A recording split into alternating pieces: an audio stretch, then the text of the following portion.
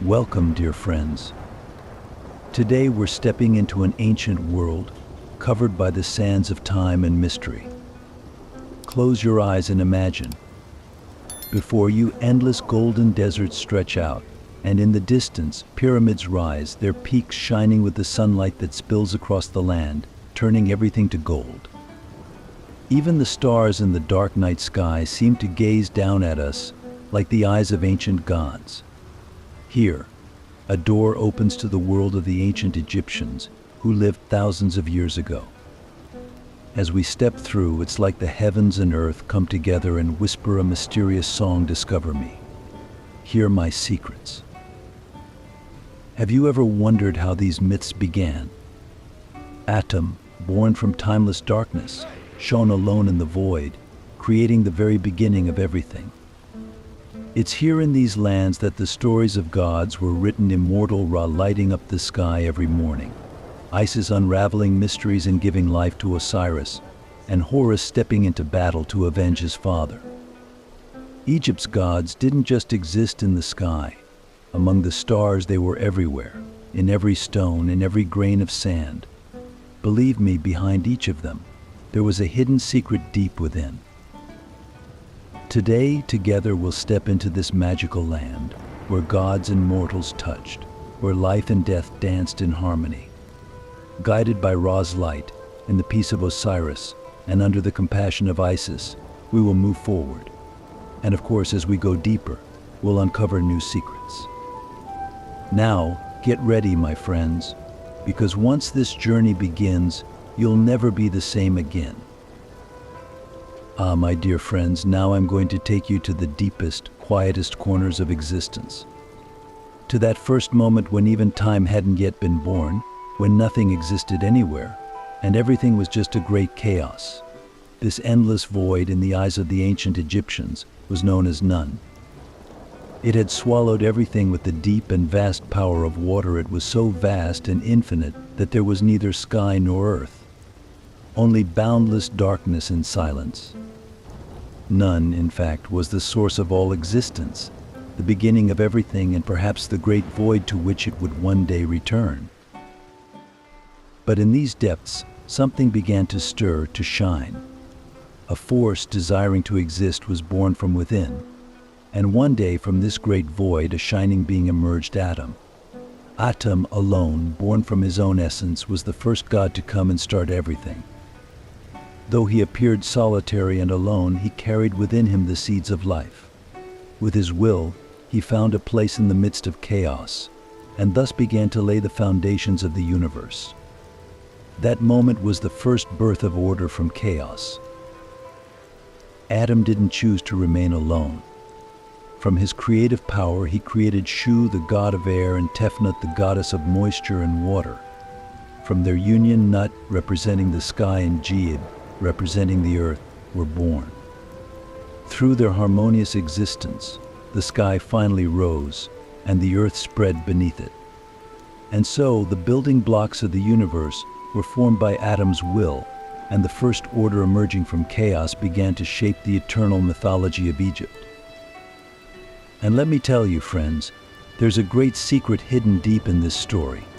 Would Adam, the one who shaped chaos, the origin of everything, reunite with that magnificent void? Would he return to the depths of Nun, back to that dark chaos? This is the mystery at the heart of Egypt's mythology, and we're just at the beginning of our journey. Now, as we continue through this creation story, we'll see how the first gods came together to create an even greater world, and how this order inspired the ancient people of Egypt.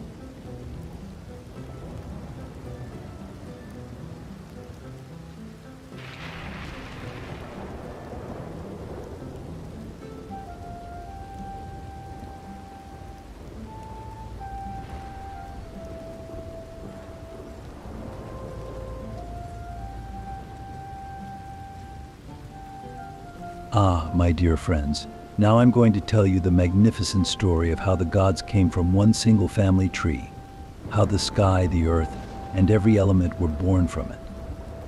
This is the story of the Ennead, the sacred nine of Heliopolis, the powerful group of gods who created a bond and order among the deities. Each god and goddess is like a branch of a tree, giving life to this universe, in this ancient hierarchy. It all began with Adam, the first light, the creative force. But Adam's loneliness pushed him to plant the seeds of a sustainable order, which is why he created his first children, Shu and Tefnut. Shu, the god of the winds and air, the source of all breaths, and Tefnut, the goddess of moisture and rain, who stood beside him, watering and nourishing nature. Shu and Tefnut, through their sacred union, brought forth Geb, the god of the earth, and Nut, the boundless goddess of the sky. Oh, the love between Geb and Nut was so strong that Shu had to step in the sky and earth had to be separated to maintain order. With this separation, the sky rose in Nut's arms, and beneath her, Geb's fertile land spread. But the story doesn't end there, my friends. The four beings born from the union of Geb and Nut became the most powerful gods and goddesses of Egypt: Osiris, Isis, Seth, and Nephthys. These four siblings were here to establish the hierarchy of the Ennead and the ancient balance. They brought order and harmony to the world, but also conflict. Osiris, the god of fertility, the rebirth and cycle of life. Isis, the master of wisdom and magic, the goddess who kept the deepest secrets. And Seth, the embodiment of chaos, war, and conflict. Nephthys was born as the goddess of night and death. Osiris ruled the earth, bringing abundance and prosperity, but his brother Seth's jealousy led to events that would shake the order of the Ennead. This hierarchy had established the bonds and power balance between the gods so tightly that in every step there was both balance and disorder hidden. This family tree of the Ennead planted the seeds for all the events in Egyptian mythology. The power of each god and goddess was balanced by another's, my friends.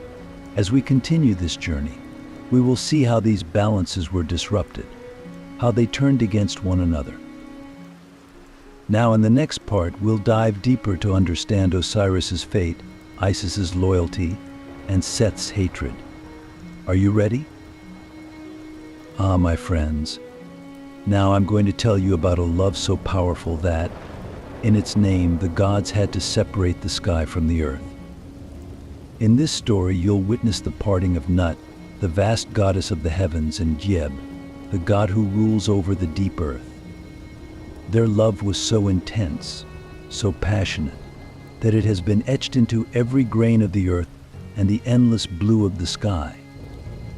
Let's dive into how this love shaped the Egyptian universe and brought order to the world.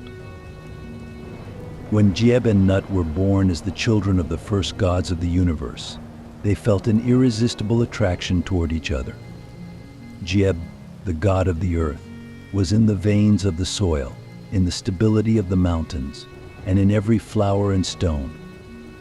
Nut, on the other hand, was the goddess of the sky, a blue canopy adorned with stars, ruling over the cycle of night and day. Their union was like the earth rising to meet the sky and the sky descending to touch the earth. The universe found light in their togetherness. But dear friends, the harmony their union brought also threatened the balance of the universe. As Nut remained in Geb's embrace, the sky drew closer to the earth, narrowing the endless vastness. Fearing that this would disturb the cosmic balance, Adam decided that, despite their deep bond, they must be separated.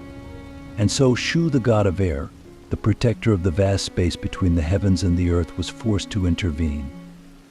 With his strong arms, Shu separated Geb and Nut, lifting the sky above and spreading the earth below a distance. A boundary was set between the two lovers. At night, Nut expressed her longing for Geb in the sky, adorning it with stars, while Geb, with the plants on his surface, showed his love for Nut every spring through blooming flowers. Thus, between the sky and the earth, a boundary was created not just physically, but also emotionally, an everlasting love story, the stuff of legends. As Geb expanded on the earth, Nut embraced him like a dome in the sky, and it was believed that every cloud and raindrop carried the traces of their love. With this separation, the creation of the world took shape, my friends. Now there was a clear boundary between heaven and earth for the gods. Geb represented the earth, where plants and life were born, while Nut continued to watch over him as the starry, infinite sky. So what kind of order and chaos did this love between the sky and the earth bring to the gods' lives? In the next chapters, we'll trace its effects and witness the ancient conflicts between Geb and Nut's children. Are you ready? Ah, my dear friends. The story I'm about to tell is one of life and death, of betrayal and loyalty, of destruction and rebirth, a tale as old as time itself. This is the legendary and tragic story of Osiris and Isis, a love that lies at the very heart of Egyptian mythology. So, if you're ready, let's journey into this unforgettable tale of the gods. Osiris was the wisest and most just among the gods on earth. Known as a king who taught humanity about farming, law, and order, he was seen by the people of Egypt as a guiding light. Osiris wasn't just any ruler. His generosity, wisdom, and kindness brought peace to all lands. He worked tirelessly to provide for his people, filling their fields with abundance and bringing life to the soil through the waters of the Nile. Beside him stood his loyal and wise wife, Isis, balancing his rule. Together, they became the ultimate symbols of unity and justice. But my friends, peace sometimes stirs envy in the shadows. Osiris's brother, Seth, grew jealous, consumed by resentment toward the order and harmony Osiris had created. Seth's eyes were set on the throne, his heart full of bitterness. Driven by ambition, Seth devised a dark plan to overthrow Osiris and take his place. Inviting Osiris to a grand feast, seemingly a gesture of goodwill, Seth actually had betrayal in mind. Trusting his brother, Osiris attended the feast, unaware of the danger awaiting him. During the gathering, Seth presented a beautifully crafted, golden chest, declaring that he would gift it to whoever fit inside it perfectly. When Osiris lay down in the chest, Seth swiftly sealed it shut, trapping him inside. He then cast the chest into the Nile, leaving his brother to the cold depths. Isis's love for Osiris would not be shaken, even by this terrible betrayal. When she learned of his disappearance, her heart ached, but she didn't give up. She searched tirelessly, examining every stone, every path, every drop of water to find Osiris. With fierce determination and sorrowful eyes, she traveled along the Nile, driven by hope at every stop, through every desert. At long last, she found his body. But alas, friends, the tragedy did not end there. Seth, seeking to finish what he had begun, found Osiris's body and tore it into 14 pieces, scattering them across Egypt, ensuring that Osiris could never rise again and his rule would be ended forever. But Isis's resolve was unbreakable, my friends. She vowed to collect every piece of her beloved and set out once more. Bearing her grief step after step, with tears in her eyes, she gathered every fragment of Osiris's body, one by one. When she had them all, she used the power of the gods to bring him back to life. However, Osiris was no longer bound to the world of the living. He was destined to rule in the underworld as the god of death and rebirth, journeying into eternity. And so, dear friends, Isis bore a son named Horus from Osiris. This young god would grow to avenge his father and restore order to Egypt. Through his legendary battles with Seth, Horus would honor his father's memory and bring justice to the people once more. Are you curious about the trials Horus faced and how he wielded his fury in the struggle to bring peace back to the land? In the next chapter, we will witness the fateful clash between Horus and Seth. Ah, my dear friends. If you're ready, Let me take you into the heart of an unforgettable clash. This wasn't just a war, it was the eternal battle between good and evil, love and hate, order and chaos. While Osiris's heart beat for justice, his brother Seth's heart had been consumed by jealousy and rage. Left behind was Osiris's son, Horus, who grew up determined to avenge his father and restore balance in Egypt. And now the time had come. Young Horus gathered his strength, ready to challenge Seth.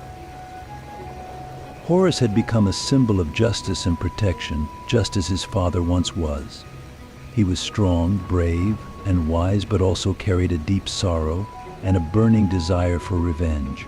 When Isis, who had raised him, told him of what happened to Osiris, her tears only fueled the fire within Horus.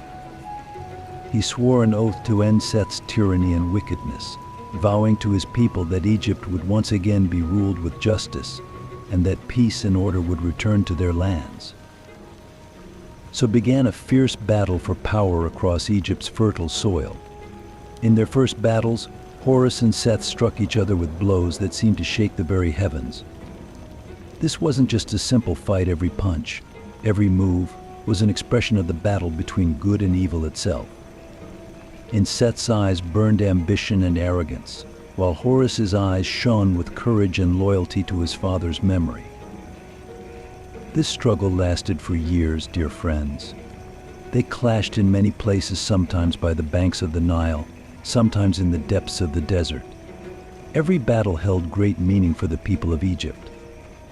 With each victory Horus claimed, hope grew among the people, but each of Seth's wins cast a shadow of despair over their hearts. Seth's cunning knew no bounds.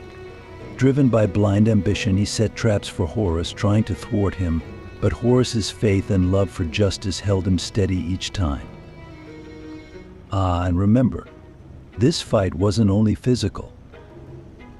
At one point, Seth struck a low blow, attempting to take Horus's eye. But the eye Horus lost was restored by divine powers, giving him a strength beyond the mortal. Known today as the Eye of Horus, it remains a symbol of justice, protection, and goodness. Through these battles, Horus became a warrior god, a figure of justice in the eyes of his people. Finally, the Council of Gods gathered to end this seemingly endless struggle. In the name of Egypt's peace, they recognized Horus's right and granted him Osiris's throne. Horus brought justice, peace, and harmony to his people, while Seth was banished to the underworld, forever the god of chaos in the desert. This epic battle left an indelible mark on the minds of the Egyptian people. Good had triumphed over evil, yet the world would never be quite the same again. But what changes did Horus's ascension bring to Egypt? Would the peaceful days that lasted for generations face new threats? In our next story, we'll uncover how Horus's legacy shaped the fate of Egypt and its people.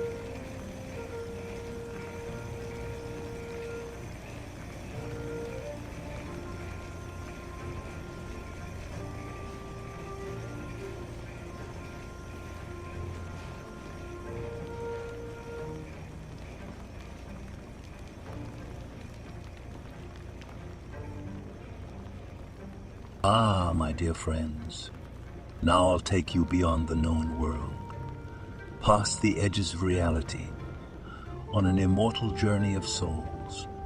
This isn't just any passage. It's the ancient voyage into the afterlife realm ruled by Osiris. Only those with truth in their hearts can walk this path. So welcome to the grand scene of the final judgment where souls are weighed. For the people of Egypt, death wasn't simply an end. It was a passage in the endless cycle of existence. The body would be left behind as the spirit took form and began its journey to Osiris's realm. Osiris, the supreme judge of the afterlife, god of justice and order, awaited each soul at the sacred heart of this journey. Once a ruler of Egypt's fertile lands, he had become the symbol of truth and justice in the underworld. And now, he sat on his throne of wisdom, as every soul prepared to stand before him. When that crucial moment came, dear friends, the soul would step through the gate into the land of the dead. But it wasn't just a place of shadows. Souls would first feel the gaze of gods and ancient kings, then move forward to face Osiris on his throne. There, at the sacred scales, Anubis, Horus's loyal companion, would be waiting. Anubis placed the heart of the soul on one side of the scale, with Mayat's feather of truth and justice on the other. This was the divine test of fate. If the heart balanced with the feather, the soul would attain eternal peace. But if it was weighed down by sin, the soul would be fed to the merciless Ammit. Osiris's judgment was essential here, my friends. His gaze pierced into the depths of a soul, revealing even the smallest actions taken in life. This is why the Egyptians embraced honesty and avoided wickedness as a way of life, knowing that nothing escaped Osiris's sight. What a great judge indeed! His justice wasn't about laws. It was about the truth held in one's heart. If a soul could prove itself worthy, eternal peace awaited.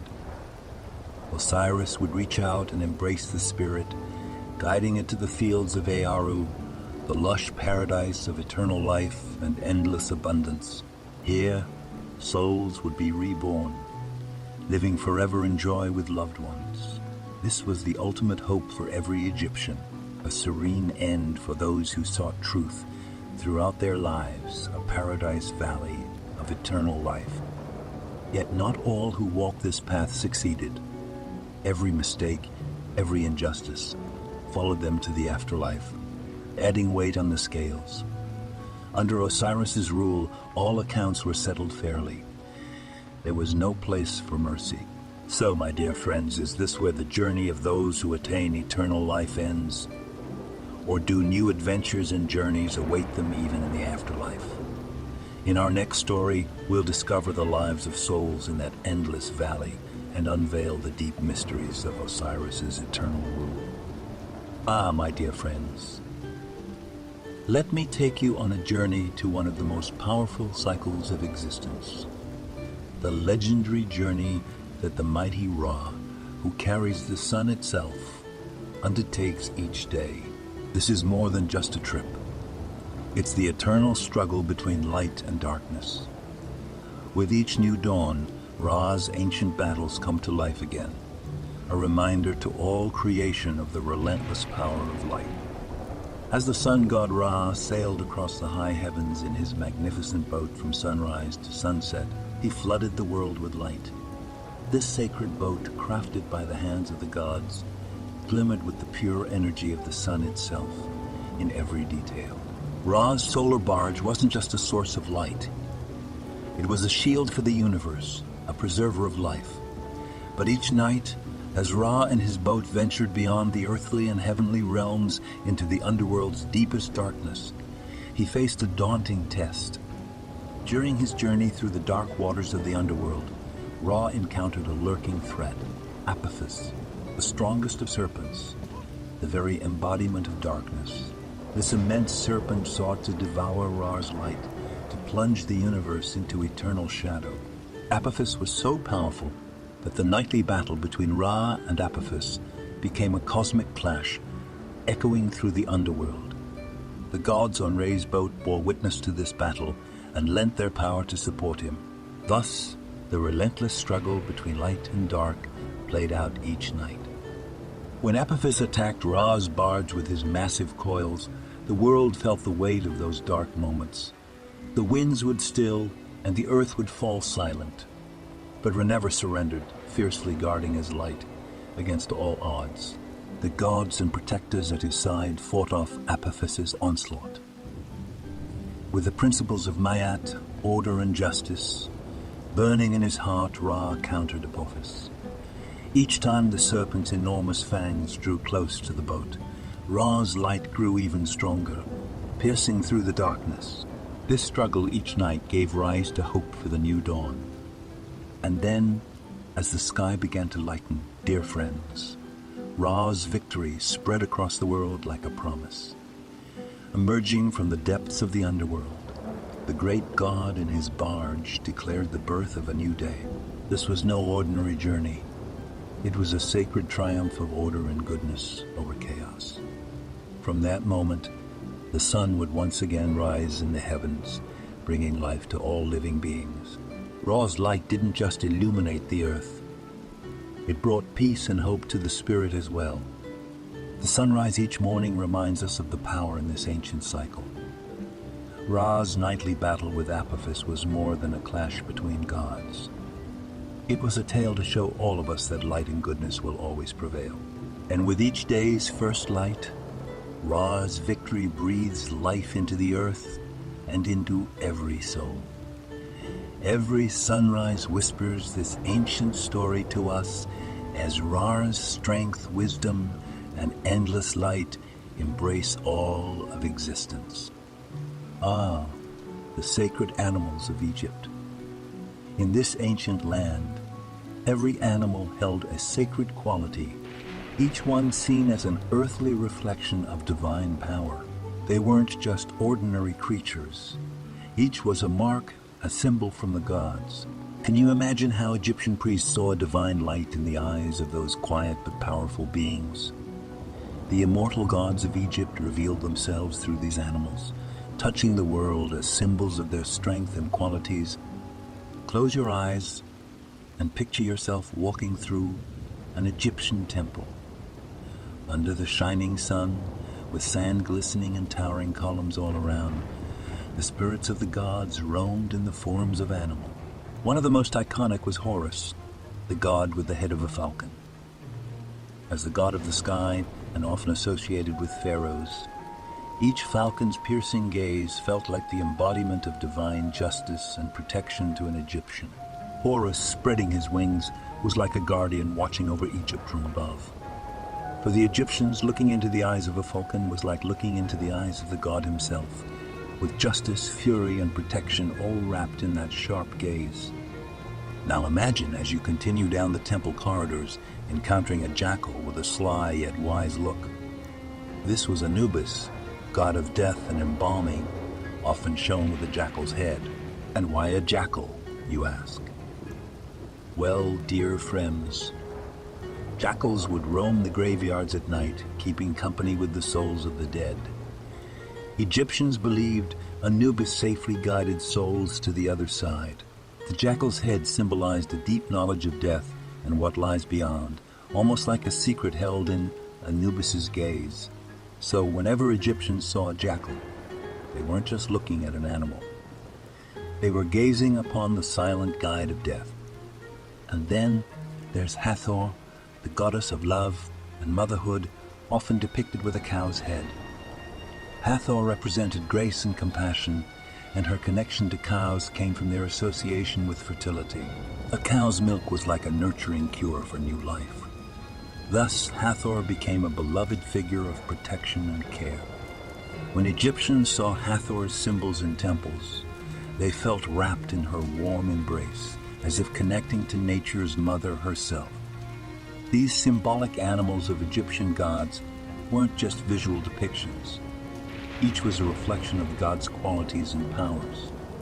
The special places these animals held in the temples showed the depth of Egyptian faith. Seeing these animals, an Egyptian would feel as though the gods were watching, guiding each of their steps.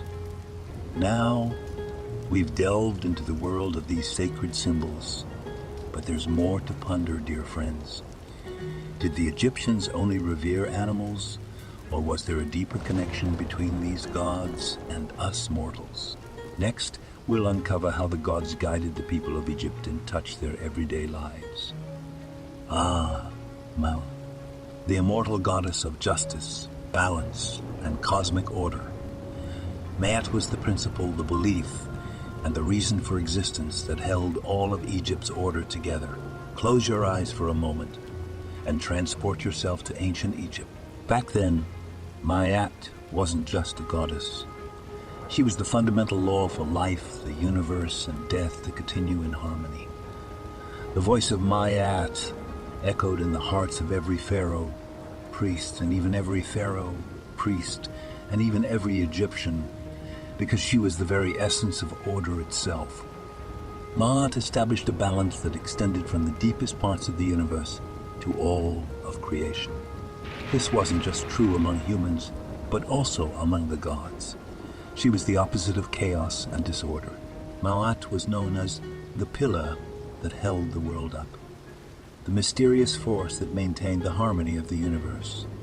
That's why, for the people of Egypt, showing respect to Maat was equivalent to showing respect to life itself. Pharaohs would bow before her, and even ordinary people would strive to honor her. Maat's symbol was depicted as a feather placed on her head. This feather, light like a scale used to measure the honesty of the heart, was both delicate and immensely valuable. Maat wasn't just the goddess of goddesses. She was also the guarantor of the pharaoh's soul and the peace of the people. Pharaohs would swear to protect her dignity and remain loyal to her. A pharaoh who acted against her order was considered to have rebelled against both the people and the gods. Therefore, every ruler had to live up to Maat.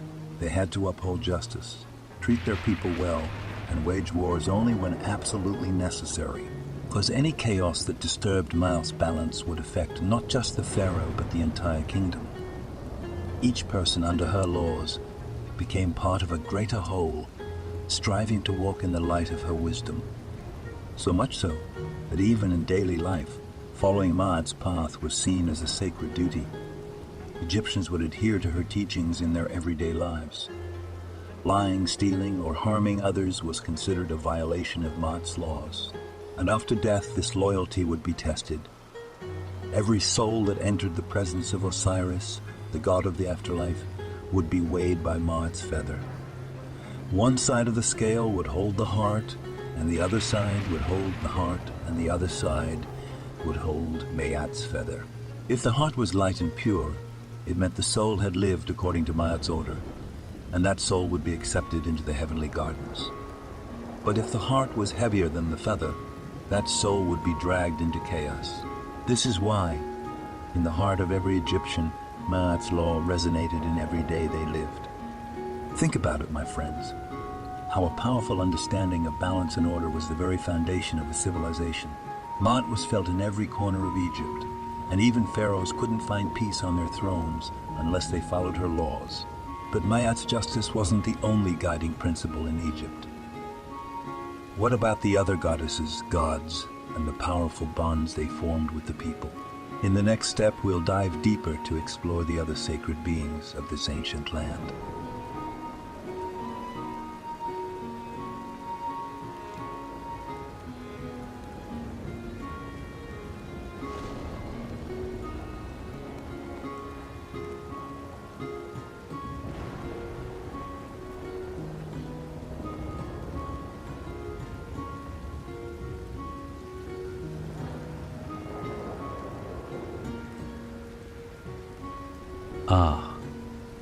The sacred atmosphere of the Egyptian temples.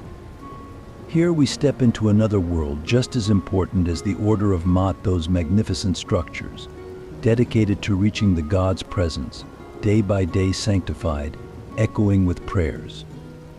In Egypt, a temple wasn't just a stone building, it was the earthly reflection of the heavens, a place where gods met with humans.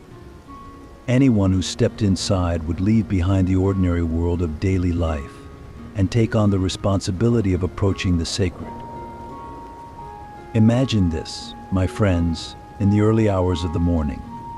As the first rays of the sun shimmered across the waters of the Nile, the priests would prepare to enter the presence of the gods. First, they would ritually cleanse themselves, then light sacred incense. The scent of these incenses wasn't just a symbol of devotion for those present, but for the entire temple's loyalty to the gods. The priests and priestesses filling the temple courtyards would carry out each movement with precision, following a dazzling ritual sequence to honor the gods.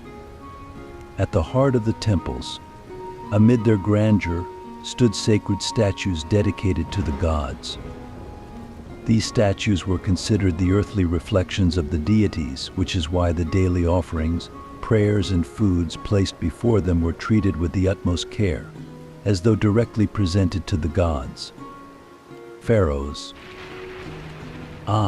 Egypt's mighty pharaohs. They were not just rulers but bridges between the gods and the people. As children of the gods, it was their duty to convey their will to the people and bow before them in these sacred temples. Each pharaoh was specially trained to access the favor of the gods. Their task was to communicate with the gods in the temples, and the messages they received determined Egypt's future. The power granted to the pharaohs by the gods was watched with deep respect, not only by the people of Egypt, but by neighboring civilizations as well. But these sacred rituals weren't just for pharaohs. The priests, too, were recognized as servants of the gods in these noble duties. Every priest had to carry out their responsibilities with the utmost care. Some were assigned to sweep the temple courtyard, others to offer fresh fruits to the god statues. Every one of these tasks was an expression of devotion to the gods. At the end of the day, all these rituals symbolized respect for the gods' presence, because maintaining a strong bond with them was essential for Egypt's prosperity. Every act of worship, every prayer, every offering strengthened that connection. Words can't truly capture how significant these sacred duties were for the people of Egypt, my friends. This relationship with the gods was central to the entire society, from the pharaohs and priests to even the most humble individuals. And when we think about how deep this bond was, we might ask the next question: what about the people's beliefs regarding life after death, beyond their sacred life in the presence of the gods? In this ancient land, even death was a journey that served Maat's balance. So let's dive into these ancient secrets together in the next chapter. The mysterious secrets of death and rebirth. Let's take a moment to explore how death was met with profound wisdom in these ancient lands. In Egyptian beliefs, death wasn't the final end, it was the soul embarking on an eternal journey. And right at that moment of transition, the shadow of Anubis, the guardian of the dead, would appear.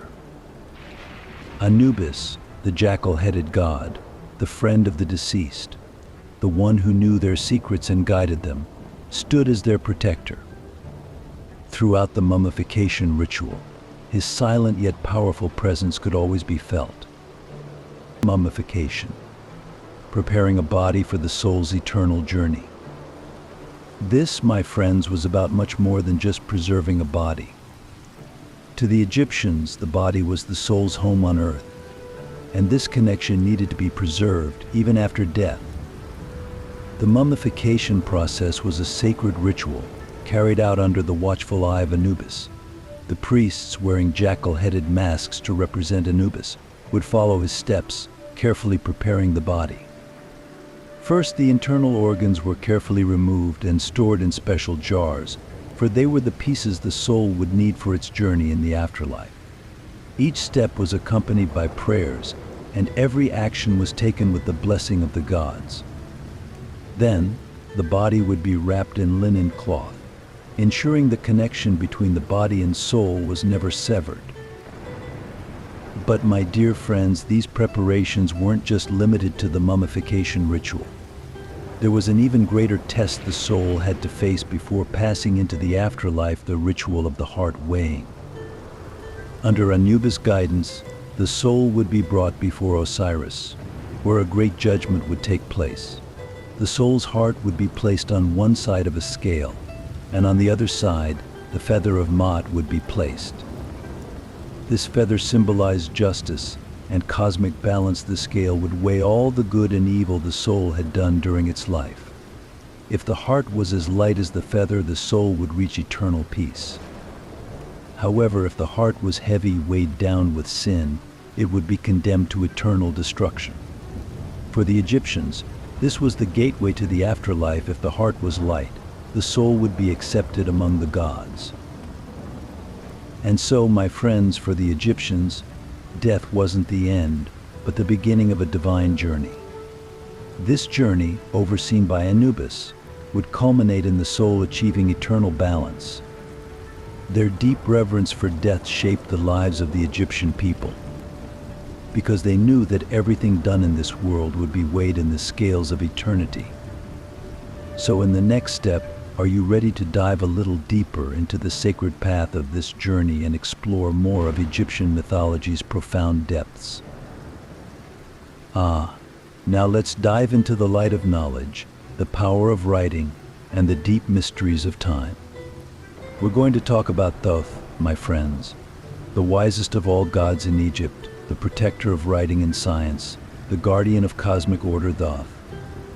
Here, in these ancient lands, it was believed that every letter, every word was born from his hands. Thoth, the moon god, illuminated the night sky. But it wasn't just the darkness of the night he lit up, it was also the darkness of the mind. Isn't that fascinating? Deep as the night, calm as the moon, wise as the stars. Thoth was the one who held the treasure of all wisdom in the universe, the advisor to the gods, and the light of knowledge. His job wasn't just to possess knowledge, it was to protect it, maintain order, and keep track of the right time. Thoth was Ra's most trusted advisor. It was such a task that it required a wisdom capable of even guiding the sun god, Ra. As Ra battled darkness and rose again every morning, he would turn to Thoth's wisdom, for it was Thoth who had to provide guidance in finding order on the chaotic road ahead. This wise god, who illuminated Ra's path, also settled disputes among the gods and ensured the cosmic order was maintained. Thoth didn't only leave a deep legacy for the gods, he left it for humanity as well, writing. Without his gift, the ancient knowledge of Egypt, its magnificent history, might have been swept away by the winds. Every hieroglyph, every symbol was a work of art crafted by his hands. By teaching people how to write, he gave them the power to preserve their thoughts, beliefs, and the richness of their history forever. In each hieroglyph, in every symbol, lay his wisdom, because Thoth believed that words had a spirit. Words were the most lasting way to leave a mark on the universe. And so writing became a sacred bridge in Egypt, a path stretching from the world to the gods. Thoth was also the god who controlled the order of time. He governed the moon's cycles, the movement of the stars, and the transitions of the seasons. In Egypt, everything from agriculture to timing rituals to worship followed the order that Thoth had set. He instilled the belief that everything had its own time, and knowing that time was a form of wisdom, people would honor him and try to bring order and knowledge into their own lives by understanding his teachings. Thoth taught us the secrets of the universe, the power of writing, and the flow of time. Without his wisdom, neither these inscriptions nor those ancient secrets could have remained. Now I'm going to take you even deeper. Are you ready to discover more secrets in the light of Thoth's wisdom? My friends, the gods of Egypt and their stories aren't just relics of ancient times, hidden in sand-covered temples or whispered through riverside prayers. Their legacy still lingers in the air around us, their marks echoing through the ages, resonating in every generation. The magnificent world of Egyptian mythology didn't just stay etched on temple walls, it rebirthed itself in the depths of our imagination, in art, literature, and architecture. Now, close your eyes and imagine yourself walking through those massive structures of Egypt. The pyramids, the sphinxes, the grand columns of temples. Each one is more than just a pile of stones. They're sacred monuments dedicated to the gods. Every hieroglyph, every piece of stone was a symbol of the ancient wisdom written by Thoth, the teachings of Osiris about immortality, and the sunlight of Ra. The grandeur of the pyramids reflects not only the pharaohs but also mankind's desire to reach toward the heavens, to draw one step closer to the gods. These structures laid bare humanity's respect for divine powers, the balance it sought with nature, and its self-perception as a sacred being. And this grandeur still inspires artists today. Cinema, literature, and visual art continue to breathe life into this mythological world. Even now, Egyptian mythology lives on in the pages of books, on the silver screen, in paintings, and even in music. The stories of ancient times still captivate the modern world. Cleopatra's splendor, Anubis' mystery, Osiris' guidance for the afterlife, each of these echoes in the artistic heart of today's world. Perhaps that's why characters from this deep history still intrigue us, their stories spreading from one ear to the next. Moreover, the cultural heritage brought by Egyptian mythology hasn't only left its mark on art, but also on science. In fields like cosmology, medicine, and mathematics, the legacy of these ancient wisdoms remains. For the Egyptians, the universe was a system, a harmony. That's why the calendar they developed under Thoth's intellectual guidance, along with their medical knowledge, sparked a major transformation in history. Today we can still trace Egypt's early steps in medical advancements, as this ancient people didn't just pass on wisdom to their own time, but to future generations as well. So you see, the gods of Egypt and their mythological teachings didn't stay confined to ancient lands. They continue to live on in the modern world, inspiring us. The admiration we feel for Egyptian mythology today symbolizes mankind's connection to divine forces, the longing for immortality, and the desire to uncover the mysteries of the universe. And my friends, who knows, maybe one day we'll delve even deeper into this legacy, exploring the gods' footprints and discovering even more of their profound secrets.